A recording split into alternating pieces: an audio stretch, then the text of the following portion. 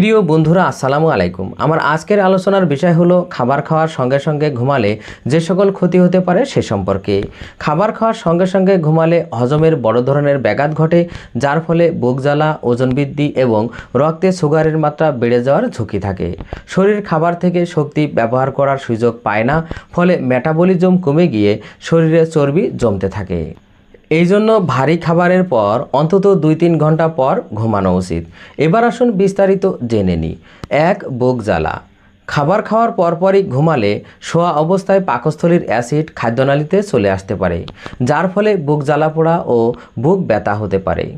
2. ওজন বৃদ্ধি। খাবার খাওয়ার পরপরই ঘুমালে শরীর সক্রিয় না থাকায় খাবার ঠিকমতো হজম হয় না এবং ক্যালোরি পড়ে না, যা দ্রুত ওজন বৃদ্ধি এবং স্থূলতার কারণ হতে পারে। 3. হজমের সমস্যা ও গ্যাস।